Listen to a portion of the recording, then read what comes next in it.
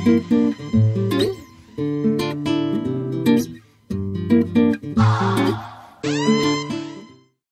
and welcome to another episode of Costa Rica Crypto, where today I'm sitting down with one of my favorites, Mr. Thomas Cox. Hey there.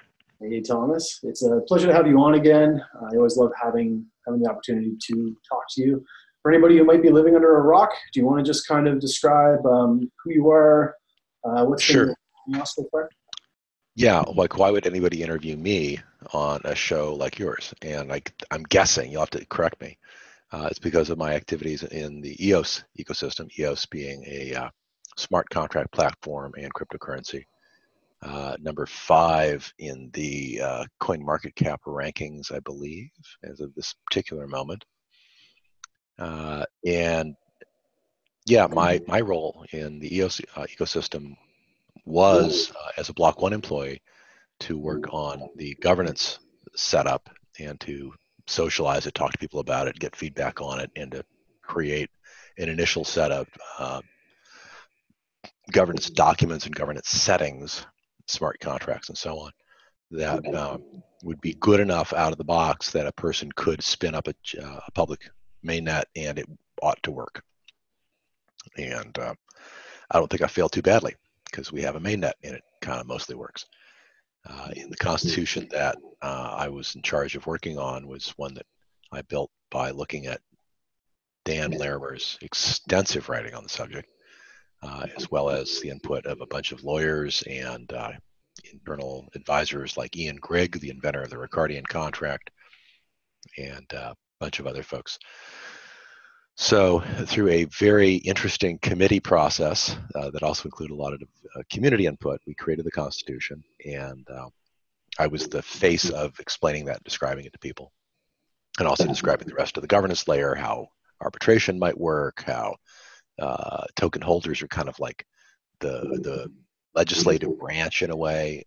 To the extent we are a self-governing body, we have 3 legs to the stool of governance, legislature of token holders who elect block producers and, in theory, vote via referendum to set policy. We don't have a referendum contract at the moment, although there's some people in the final stages of testing one. It sounds pretty cool stuff. So you get the legislature of token holders, the executive branch of the block producers, and then this sort of quasi-judicial function of how do you apply the rules to specific cases, and that's handled by arbitration. And so that was my focus for the better part of 9 months, from September 2017 to the end of June 2018, which was my duration of employment at Block.one as employee number 3. I think I might have said employee 2 at one point. That's not correct. Employee number 3. Dan Larimer was number 1. David Moss was number 2. I was number 3 of the U.S. Organization.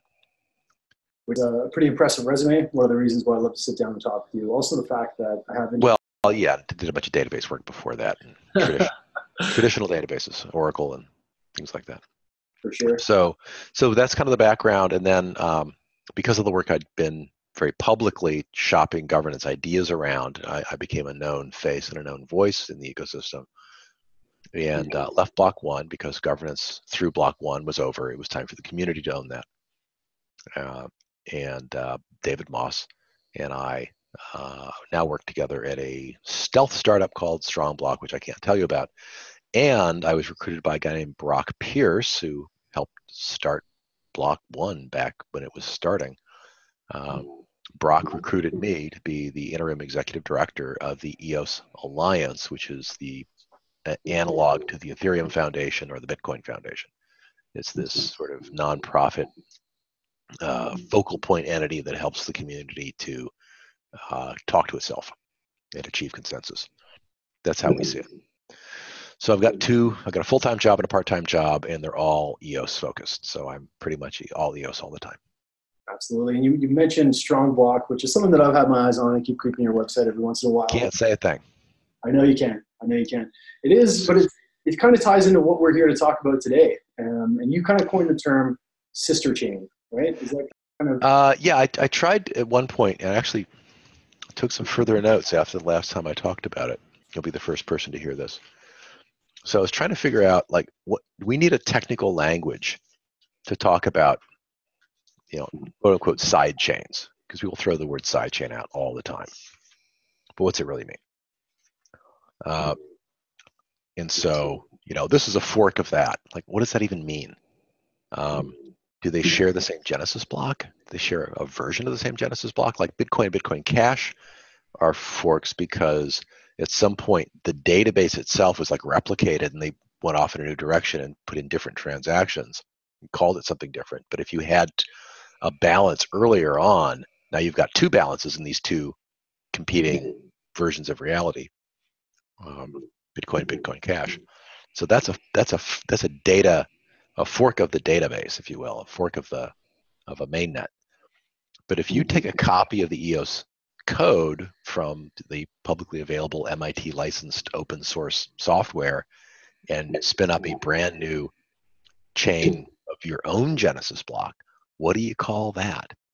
You can't really call it a fork, because if that implies that you share data, that at some past block height you had the same exact data as somebody else.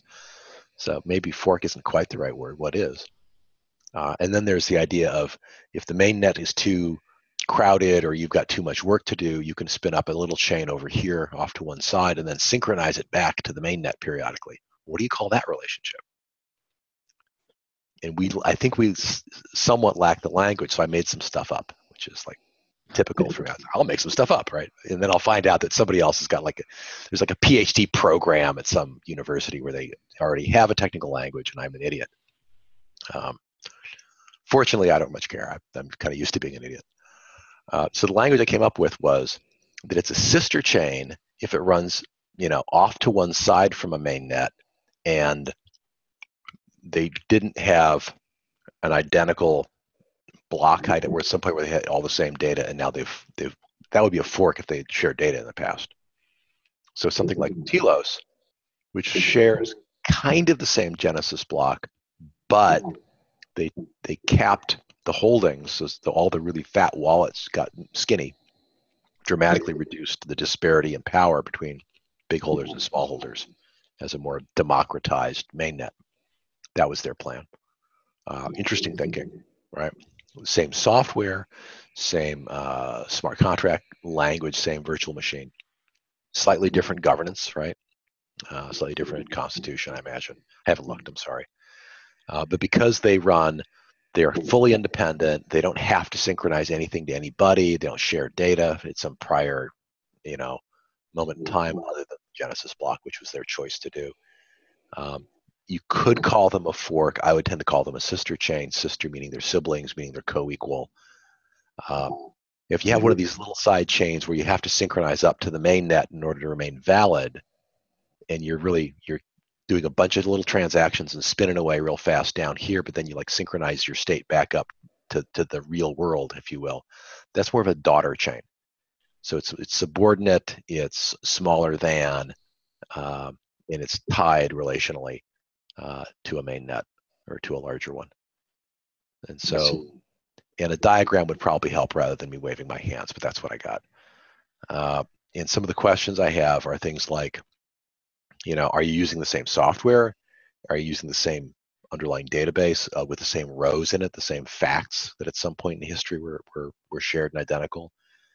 Derivative data, is there a requirement to synchronize periodically, as opposed to inter-blockchain communication where you might choose to send messages back and forth, but it's not some mandatory thing where the whole structure, the whole point of this chain is to be this, that it's going to be subordinate to a mainnet, and it's going to synchronize to the mainnet every 30 minutes or something. Right? Subordinate, daughter chain, fully independent, standalone, sister. And if they share past data and then they've diverged, that's a fork to me. And other people out there in crypto who've been using the word fork since 2009 or something are raging at the screen. I was like, that's not correct. It's I'm sorry. Educate me. But that's what I got. I like it. I think you need to have some definitions for exactly that reason. I know there's a lot of questions out there. Well, we live in a fast-moving technical space where there aren't clear definitions of certain concepts yet, and I promise you, we will not advance as fast in the absence of a technical language as we will in the presence of a technical language, where specific words have specific, clear, agreed, shared meanings. There's one of my favorite lean authors. I'm going to find the book here somewhere. No, I won't. I'll look for it. I won't find it. Wrote an entire book on outstanding organizations, and the first chapter is that outstanding organizations take the time to achieve very high levels of clarity. And clarity was the entire first chapter, and it was such a popular chapter that she wrote her next book on just that chapter and blew it up into book size, because people struggle with clarity. You'll go to an organization and they'll talk about a green slip and a routing slip and an E5 form, and they're all the same thing. Or are they? They're like creating chaos for themselves by not having a shared language. And there's enough chaos in the world. You don't need to generate more at home. So, and yet we see that happen in organizations all the time. And this consultant I'm thinking of, whose name will pop into my head in a minute, like a big part of her practice is to go in and just notice the incredible sloppiness and how dirty the lexicon is and how imprecise the language is, and how like 3 terms will be used for the same object, and sometimes the same term will be used for multiple different objects. And it's amazing any work gets done correctly in an environment like that. But the work of cleaning things up and becoming more precise and more accurate and more clear, people just don't want to do it because they don't want to be the jerk, or they don't want to because it's a lot of effort, or what have you. There's a philosopher once who said that things are unclear to an extent you can scarcely realize until you start trying to clarify them. And that certainly seems true to me. So for all intents and purposes, I think today we're going to use the term sister chain for exactly that. So Telos and Worbli are 2 sister chains of the EOS mainnet. Would be, to me, that feels accurate by the definitions we're using. That's good. It'd be good to see some documentation on that. Have you created anything? I will mention it to a friend of mine who is a compulsive creator of diagrams, and I'll see if I can lure him into doing the work. Otherwise, I'll just sketch it out myself. Yeah, so today I've kind of commandeered you a little bit to speak about one of these sister chains in particular, and that is ultimately Worbli. But you spoke kind of about the fact that you have strong block coming out. However, you've given me very little to work with, which is more intriguing. Nor shall I.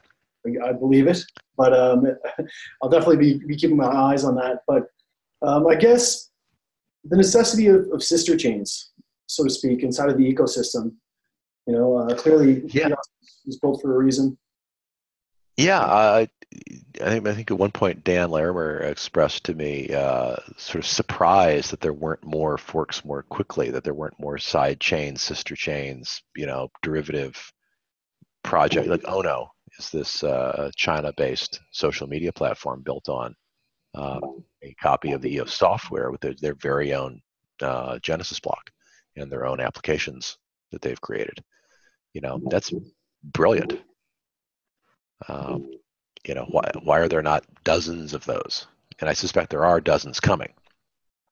And Worbli certainly will be one. Telos already exists. There's probably another one I'm not thinking of, and then there's Ono that I remember. And so we've got at least 3 sizable, fully autonomous sister chains out here that I consider part of the larger EOS ecosystem. Right? They share an operating system.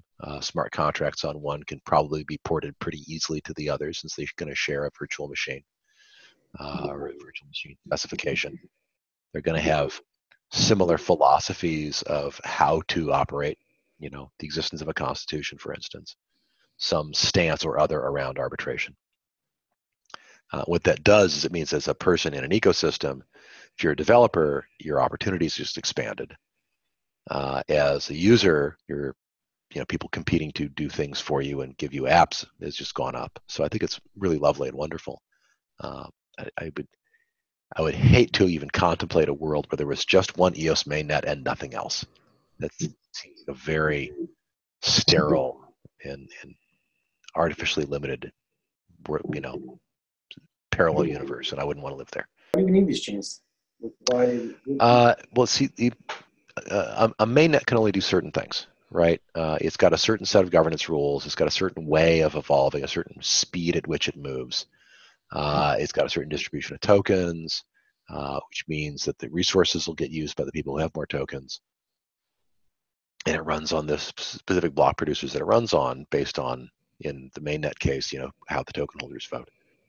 And if you've got a use case that doesn't fit mainnet, you've got to have another option, or else your use case doesn't happen. So Ono, for instance, their vision, as I understand it, was to have a social media platform in China for a Chinese audience, built on EOS, and nothing else would run. And that is a great use case for a side chain, a sister chain. You take advantage of the software that's been written, but you don't have to use the same block producers everybody else uses. You can stick them all in China. You can do your own distribution of tokens, and you can serve your users using the software without having to make the compromises you'd otherwise have to make if you're trying to shoehorn it into a mainnet. I know you've kind of, you spent some time with Dominic, and you... Yeah, Dominic Thomas, I've met him, of course, in Telegram channels, and immediately knew that he was smart and a little prickly, which I take to be a good sign, because you can't be an effective visionary for a product if you're not able to defend the boundaries of your vision.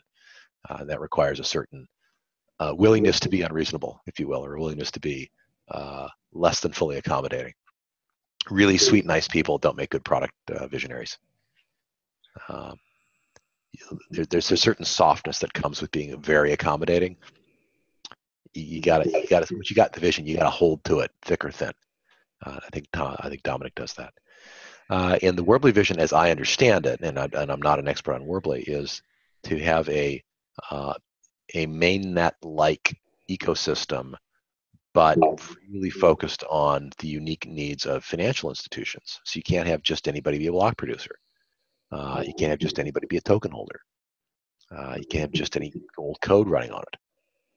And so those unique use case constraints would tell you, gosh, I need to make my own chain. I need to vet the block producers, maybe get to know them as individuals, put them under a special contract, do some special vetting, come up with a different Genesis block, and who knows what else.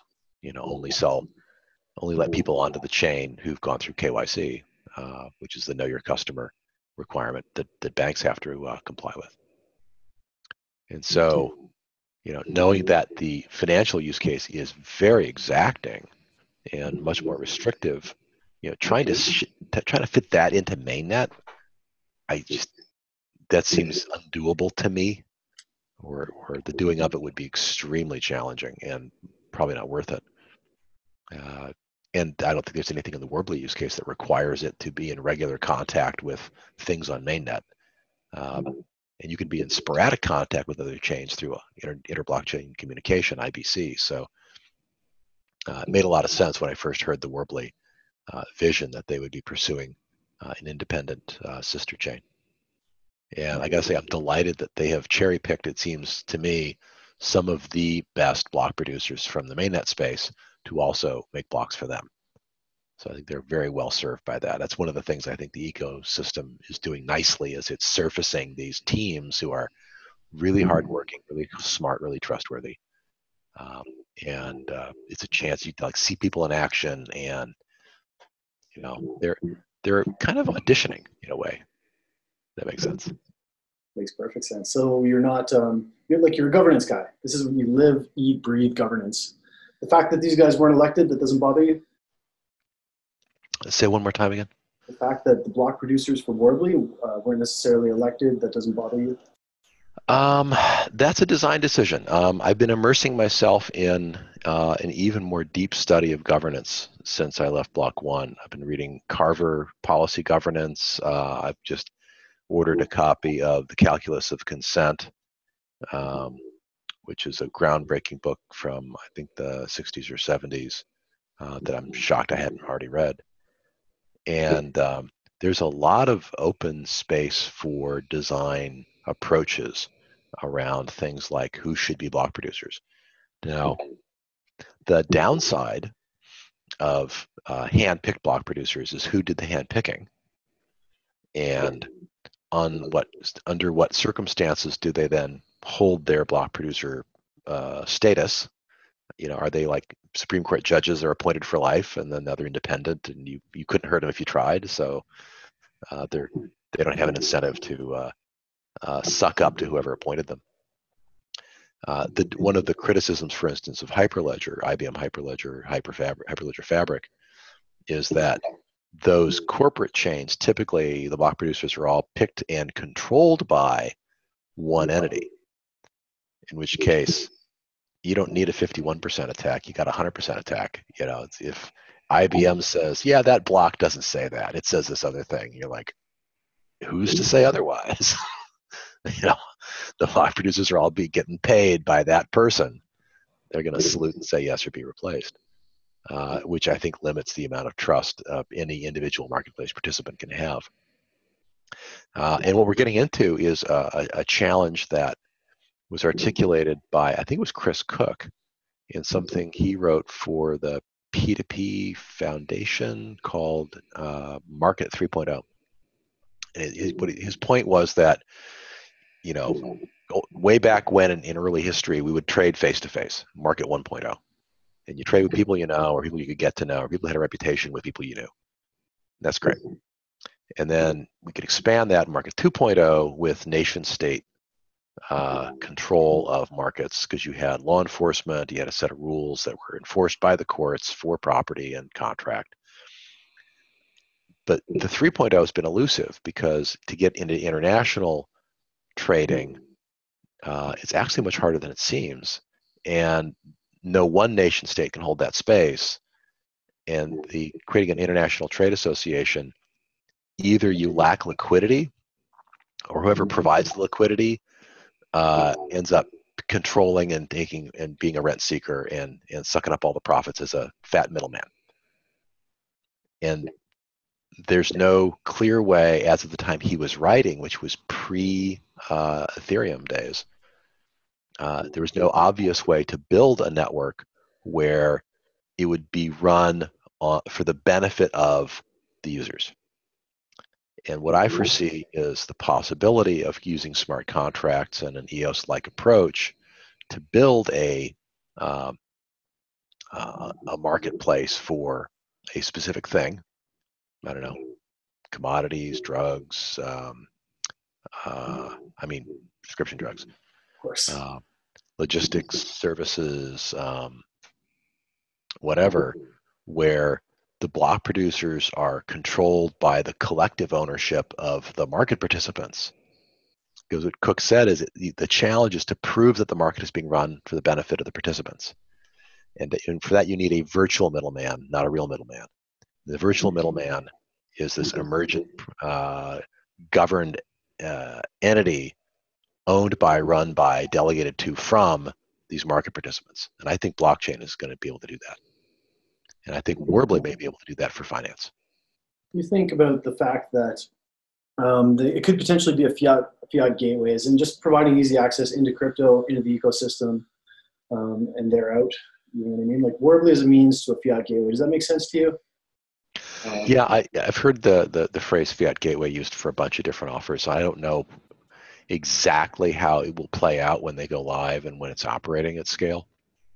I know that there's certainly going to be a lot of demand for easier fiat to crypto transitions. I have a Kraken account, and that wasn't the easiest thing in the world.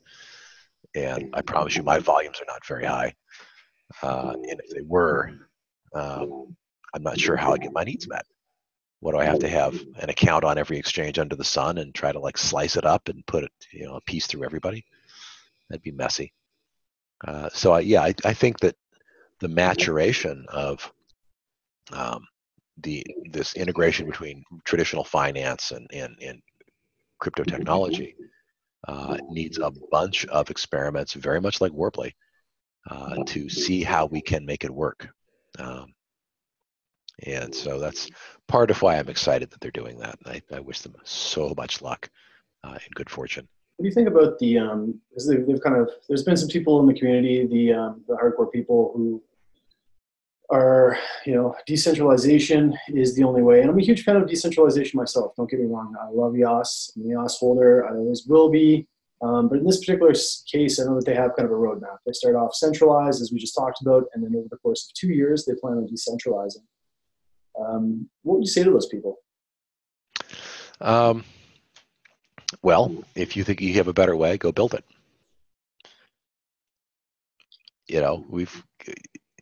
Decentralization is a key concept. It's not the only one. It's crucial. The question is, how much decentralization do you need for your use case? And then how do you guarantee it? And how does this word decentralization manifest in different contexts? I had one person, I've read this several times, that mainnet EOS arbitration is, centralized. And I'm like, no, it's not.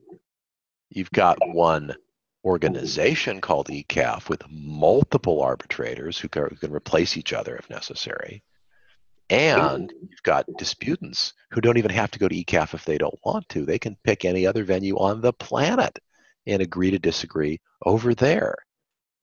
And so if the word decentralization is only, if the bar is so high, it's only met when arbitration is performed by some disembodied cloud of arbitrator particles in low Earth orbit or something, like that's the only way.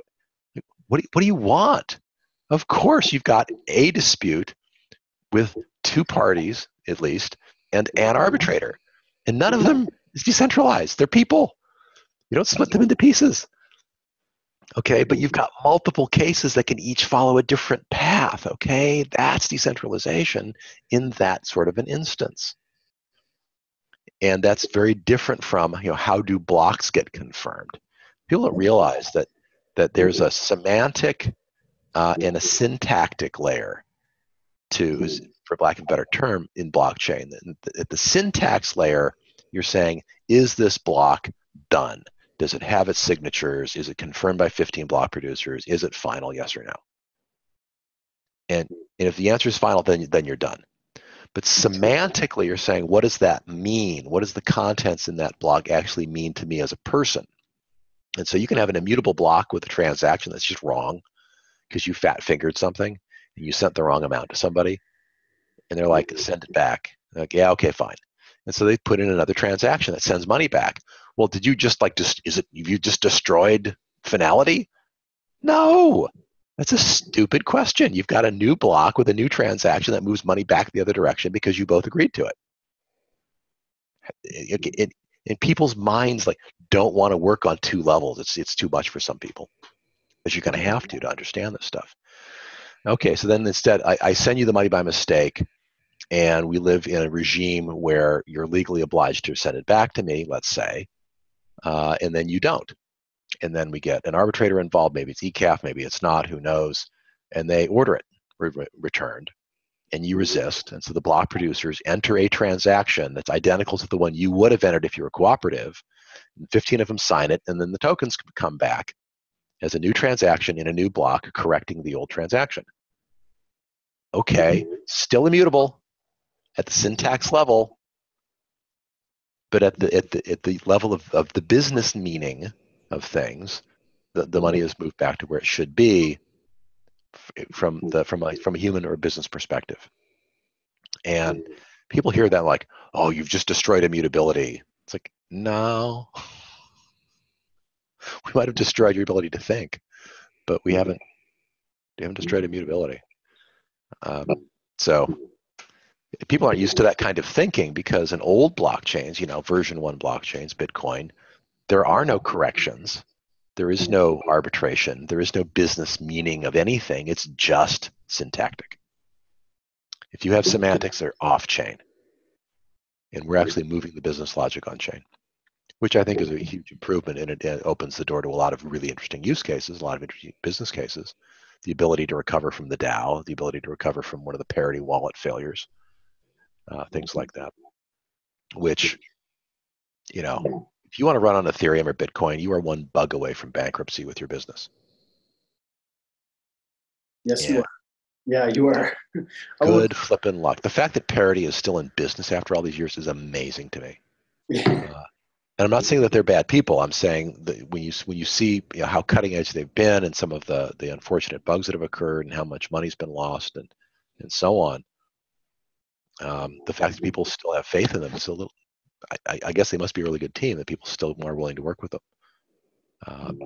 But if they were held legally liable for losses, they'd be broken out of business.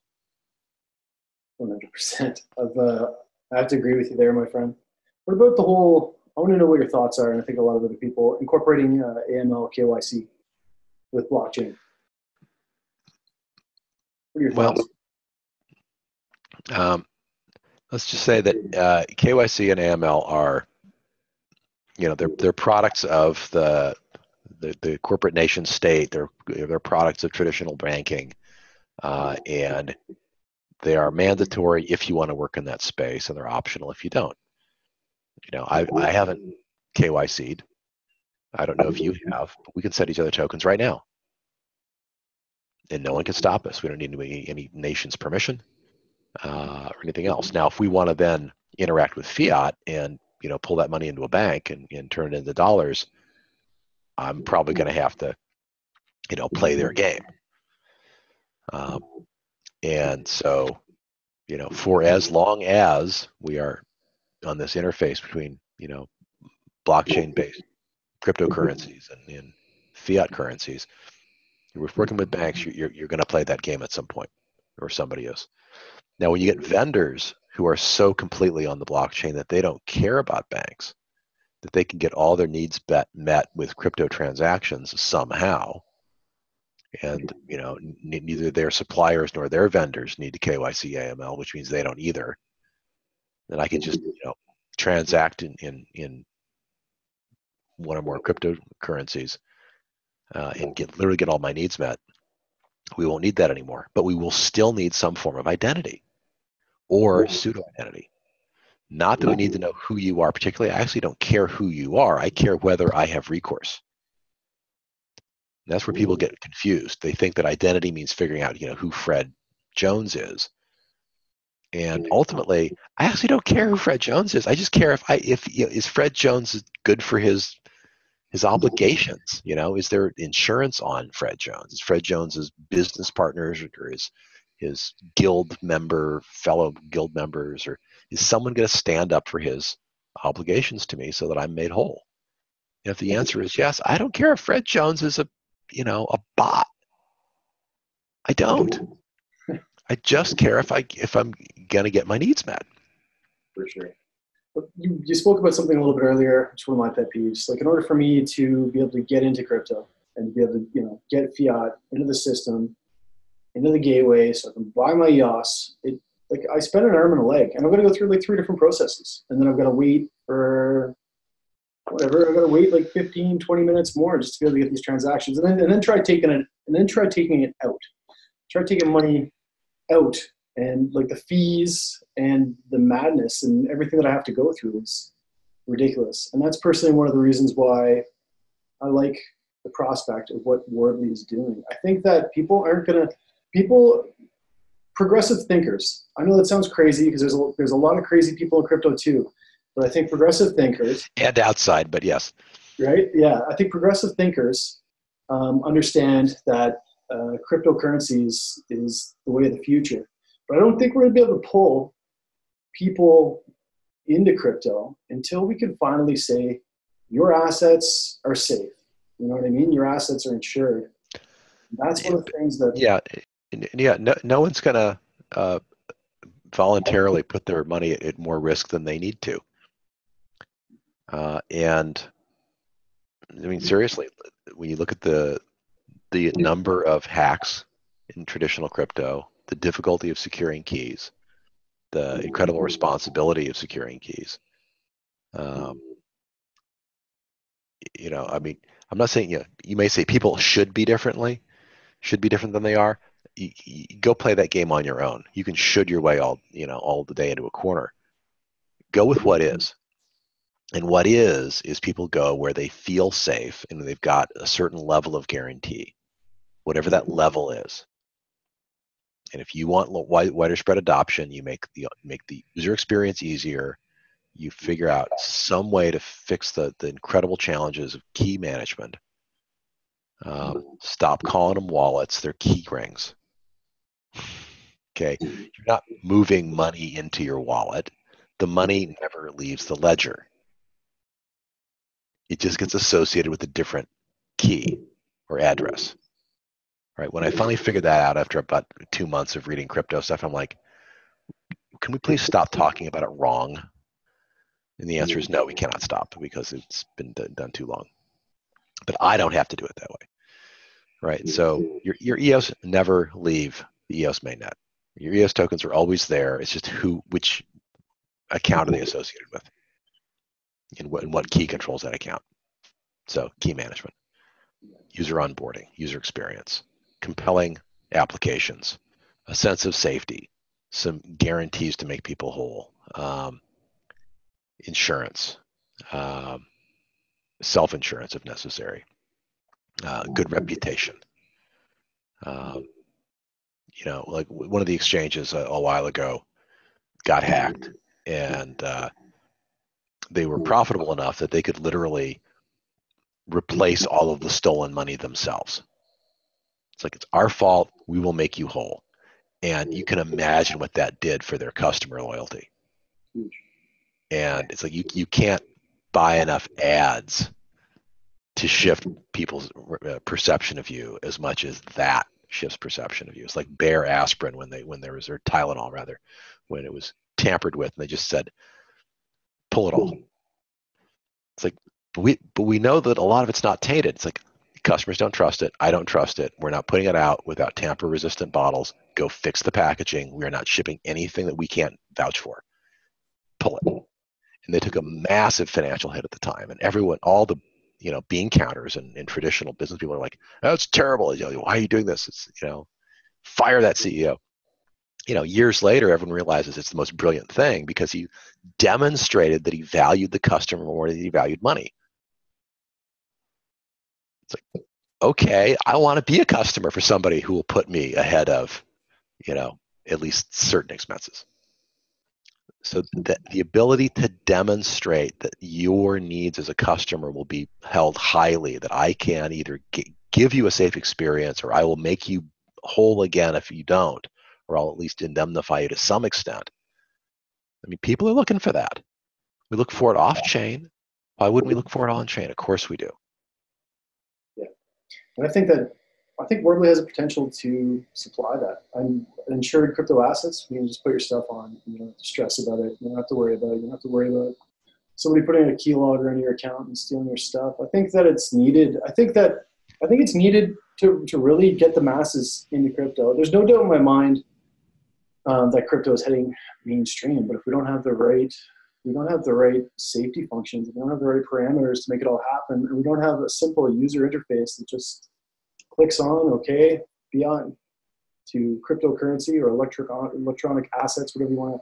I don't think people are going to buy into it, man. So it's one of the reasons why I'm kind of excited about what they have going on. I guess in a matter of staying objective, what do you think some of their battles might be? Where do you see where do you see some of the things they're really going to have to nail in order to make this system efficient and make it run smoothly? I'm going to put on my user hat and say what I'd like to see if I were going to try them on.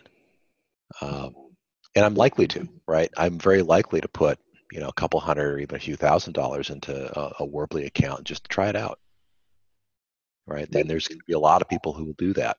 We won't put our lives in there, but we'll put a few in.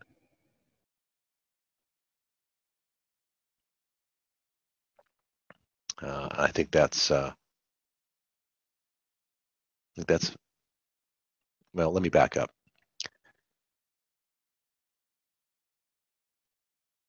We know from just the general literature of, how people adopt new technologies. The diffusion of innovation is a classic on that topic. That you've got the early adopters, folks like us. We're cutting edge people. Like, oh, look, it's a new coin. I don't recognize anything about it. I'll buy some. It's like, what? oh, here's a new exchange. I'll throw some of my tokens over there. It's like, why are you doing this? It's because this is how we learn things, and we're adventuresome, and we're courageous to the point of foolhardy, and this is how we learn.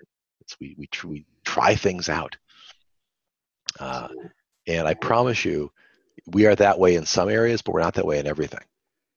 And some people are much less that way.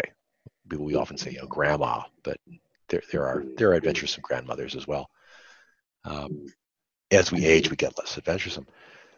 But that incredibly adventurous, try anything, they're not enough to build a mainstream business on, ever. What they are is your earliest cash flow, but they are sometimes not your best customers for designing a customer experience, because they'll put up with all kinds of crap that normal people won't put up with. So at some point, you've got to expand beyond those early adopters and stop listening to them and say, what would somebody who doesn't even understand crypto and doesn't even want crypto, but they just want a certain kind of behavior from a system, what would that person want? And how do we create a customer journey for them? And I would, if I were designing it myself, I would say one use case, a compelling use case with no good answer out in the real world today. Maybe something there's not enough margin when taking a traditional approach, but crypto can somehow have much more margin, whatever that means. Cross-border settlement maybe, or something. And find that use case and nail it. And make the user experience so beautiful and so easy and so safe that it just takes off. And I'm being vague here because I don't have an example for you. I don't know the financial banking space well enough. But I see every possibility of Worbli or a Worbli-like solution doing very, very well. We know that the third world is full of people who can't access bank accounts, but they do have smartphones. There's like apparently 1 billion people who fit that category. That's a large number. Well, if you can provide basic bank-like services for some, well-defined subset of them, like all of the, speakers of some language in some geography, like narrow it down and you just nail it for them. And then extend to like a second language or a second geography. To me, maybe that's too traditional, but to me, that's how you tighten up the learning cycle enough to advance rapidly enough to start to make a difference. Yeah, they've also got some kind of neat investing opportunities that were kind of previously only available to commercial investors. One of those things is going to be, of course, the insurance aspect. You'll be able to invest in insurance bonds, and also the ability to insure a lot of people who are kind of uninsurable right now because insurance just doesn't really understand the crypto space. Like VPs, for example, require some liability insurance, and I know they've been having a heck of a time getting that done. So I think it's, I think it's cool. If it's successful, what do you think it'll do? What do you think it'll do for the space or crypto in general? My sense is that the world is on the brink of widespread adoption, and it is limited by use cases and user experiences. And whether it's Worbli or somebody else, whoever cracks that and is the first, try to imagine like there's this dam and water is trying to get past the dam. It's trying to go over on the left side, trying to go on the right side, trying to get under it. And it's all these little tendrils working their way through the earth. And one of them's going to make it through. The one that makes it through is going to get big fast. And eventually that dam's going to blow. So I don't want to predict who it's going to be, but I predict it'll be something small and insignificant, and you'll look back at it and say, oh, it was so obvious. No, it was not obvious. And whoever does it is going to have just an insanely relentless attention to detail.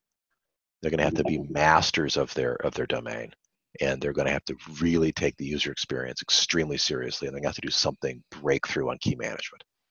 That's my prediction. Yeah, it's a good analogy. I love it. Makes sense, man. That's a really good way to describing it. I think for me, it's the fact that people keep hearing about these cryptocurrency hacks. Like I'm going to get my private key stolen. People kind of keep getting screwed. Scares me too.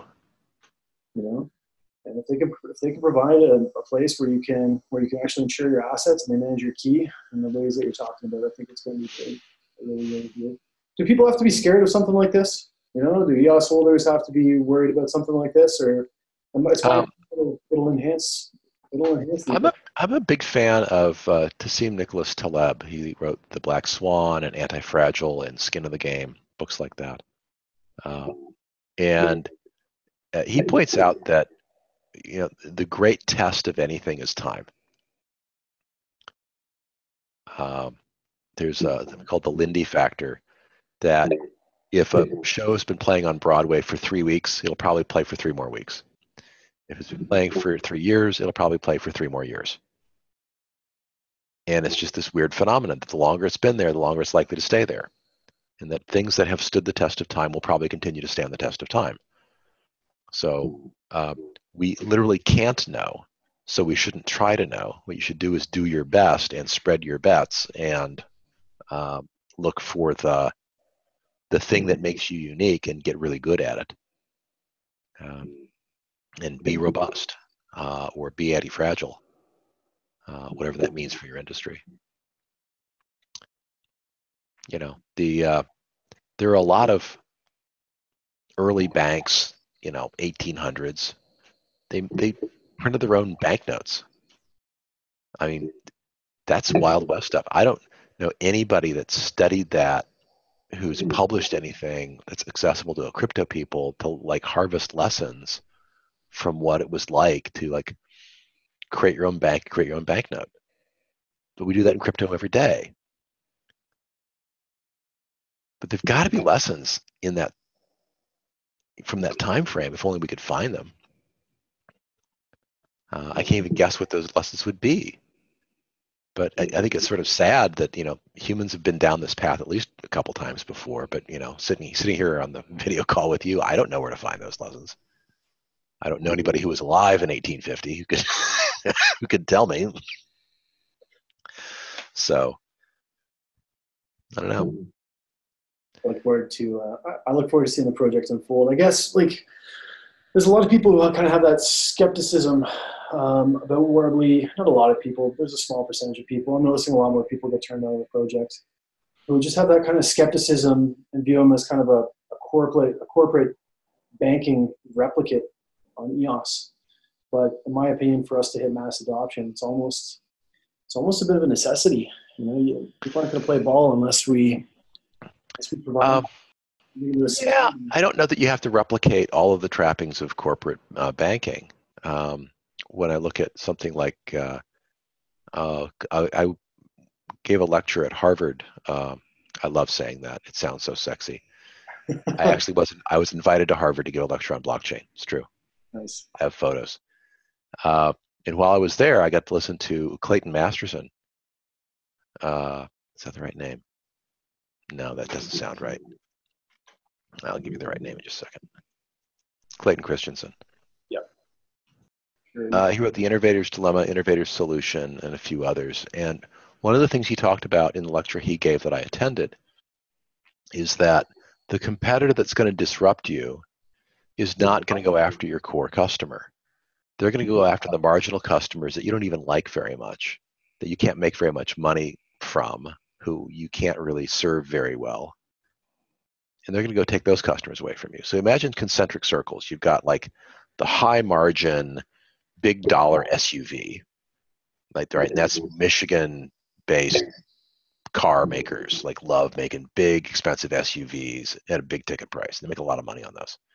And then they've got sedans. They've got these little midget, econo cars. And they can't make money on those. They're required to make them by law for the CAFE standard, but they don't like making them. They don't sell very many. And if someone took all their sales on that, they wouldn't even notice. They'd be like, oh, thank God someone else is taking care of those customers, but they're a pain in the ass. And the person who can solve that will eventually come along and eat their lunch at SUVs. But they'll go and get strong out in the wilderness. And so for banking, the last thing you want to do is replicate big banks and go after big banks' most profitable core customers. The way the innovation is going to show up, if it follows the Clayton Christensen pattern, is you're going to find some group that isn't well served by anybody, and you'll make a special thing for them that they can't get anywhere else, and they'll start building new businesses on top of whatever the thing is you just gave them. He gave an example of this extremely inexpensive refrigerator that doesn't use traditional compressors.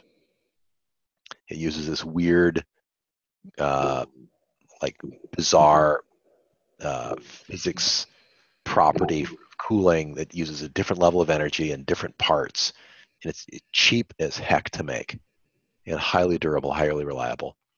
And some company started making small refrigerators based on this technology for India, and they were cheap, and people started buying them, and then they started saying, hey, I could sell cold drinks out of this icebox in my little village, and no one's had cold drinks before, and now I've got a little profit center. Oh, I can refrigerate meat. I couldn't refrigerate before. And they start building businesses that require refrigeration. There's a lot of businesses that require refrigeration, but they weren't even possible in these jurisdictions because traditional refrigeration was inaccessible. It was too expensive. And so what you see is like these little core economic value adds that you then build other things on. And I have to think, my friend, that banking is pretty foundational. And there's going to be an explosion of interesting and innovative and business creating and wealth creating and profit creating and prosperity creating innovation, building on top of something as fundamental as affordable, inexpensive, blockchain-based banking for the poor. And what that will look like, not the faintest clue, but it's going to be cool. I have to agree, man. I have to agree. I'm looking forward to it. And I'm hoping that Worbli is going to be the one who pulls it off. Well, they certainly seem well positioned. I'm not aware of anybody else doing what they're doing. Yeah, this is true. This is true. And I have to say, I like the team. 100%. As do I. As do I. I've had the pleasure of doing a little bit of work with them. I think I did one of Dominic's first interviews, and that's when it kind of first captured my attention. And I've been just intently kind of watching the project ever since. So I think it's going to be cool. I think it's going to be another really, really, really neat kind of storyline to follow over the next coming months. And I just want to say thank you so much for spending a little bit of time chatting with me today about Worbli. Absolutely. It's always a pleasure. I'm going to make sure that people keep an eye on the Strong Block Ultra Secretive website and wait for something to immerse there, because something somewhere somehow will come out, and boy, will it be cool. I know. I'm looking forward to it, Thomas. And I'm definitely going to link to some of your Telegram channels in the EOS Alliance. And I also encourage anybody who is out there and who's doing some EOS journalism and some EOS media to come and get a hold of you. You have stated once again that you will talk to me. So. I'll talk to any reporter. I'll talk to any interviewer, any podcaster, any web. And I'm proof. Yep. Thanks so much. Might not talk to you twice, but I'll talk to you once. Everybody, thank you so much for your time today, and I look forward to seeing you soon. Thank you. Bye-bye. Cheers. Bye.